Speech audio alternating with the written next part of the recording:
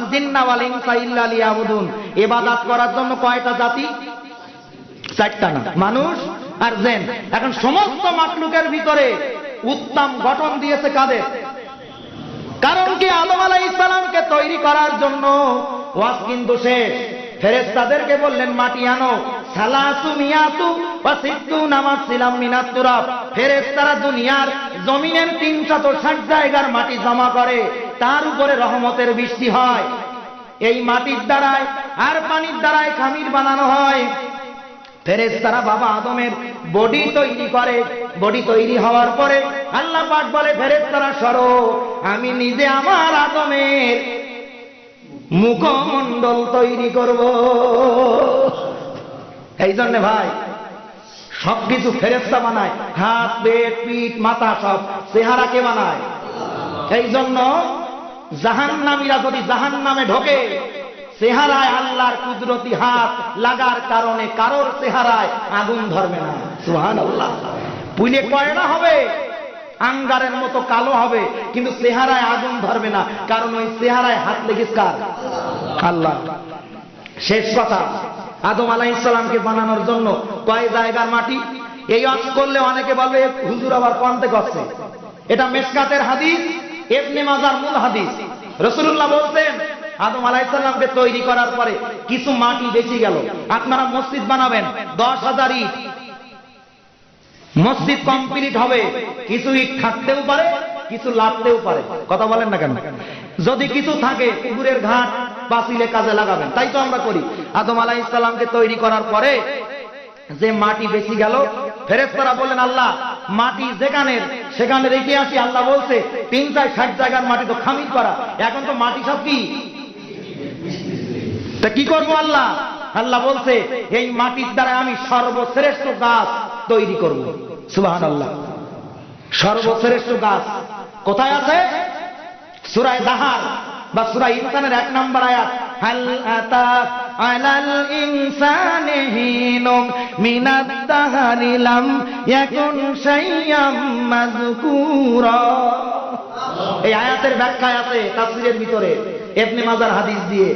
ওই যে মাটি আদমকে তৈরি করার পরে বেঁচে গেল, এই মাটির দ্বারা আল্লাহ পাক খেজুর গাছ তৈরি করেন। সুবহানাল্লাহ। খেজুর গাছ কি গাছ? আরো জোরে বলেন। গোটা পৃথিবীর ভিতরে গেওয়া থাকতে পারে, কাঁঠাল, কলুচটকা, কেওড়া, মেহগনি, তারপরে শিশু, যত গাছ আছে দামি গাছ, আল্লাহর কাছে তার নাম আছে খেজুর গাছ। জোরে বলেন। যেটার দাম আমরা দেই না সেইটা আল্লাহ দিয়েছেন। আর আল্লাহর রাসূল বলেন খেজুর গাছ মুসলমানদের ফুফু। সুবহানাল্লাহ। এই বলেন হে আবার কি গাজাফিরি ওয়াজ? না, ইবনে মাজার হাদিস। রাসূলুল্লাহ বলতেন খেজুর গাছ মুসলমানদের ফুফু। বাপের বোন কি হয়? ফুফু। রাসূলুল্লাহ মসজিদে নববী যখন তৈরি করলেন, খেজুর গাছের খুঁটি, খেজুর পাতার ছাউনি, বর্ষা যদি 1 ঘন্টা হয়, পাতার ট্যাপটাপানি পড়ে 3 ঘন্টা। সেই কাঁচা মসজিদের মুসল্লি আবু বকর, ওমর, ওসমান। এখন টাইলস লাগানো মসজিদ, চাচা 7 দিন দাঁত মাজে না। মসজিদে যদি দাঁত হাঁকারে তা বোঝা যায় কোন জায়গায় ময়লা, কোন জায়গায় ময়লা নেই। কথা কন না কেন? তো এই মসজিদের মুসল্লি আর এই কাঁচা ঘর মসজিদের মুসল্লি এক হবে? রাসূলুল্লাহ হেলান দিয়ে খুতবা দিতেন একটা খেজুর গাছ।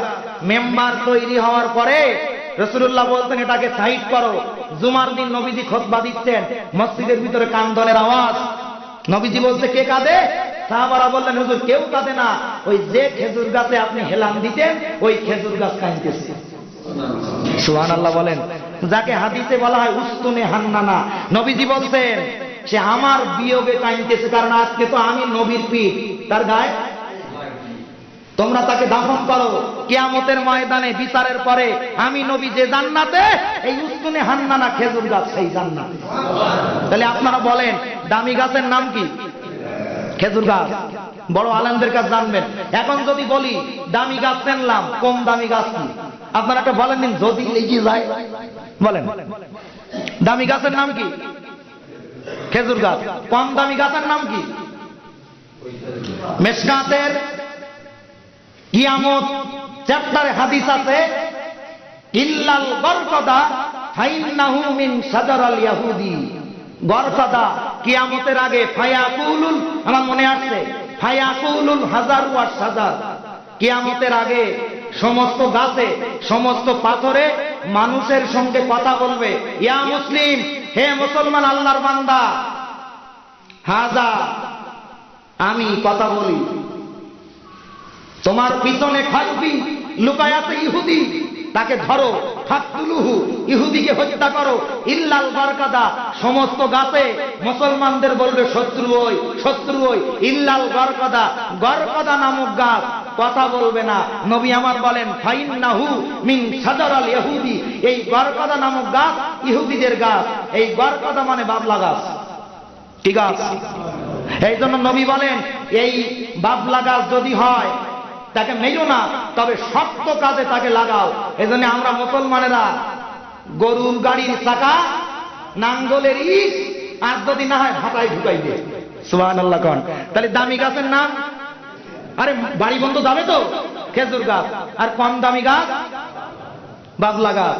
এই জন্য আলেমরা বলছে বাবলা গাছের পাতা গরু এবং ছাগলকে না খাইতে দিতে।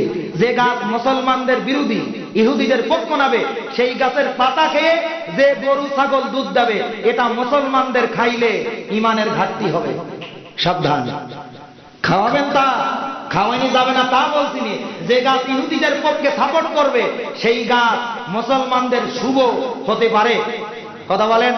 আল্লাহ পাক যতটুকু বললাম বাস্তব জীবনে আমল করে জান্নাতি মানুষ হওয়ার তৌফিক দান করুন, আমিন। আসসালামু আলাইকুম ওয়া রাহমাতুল্লাহ।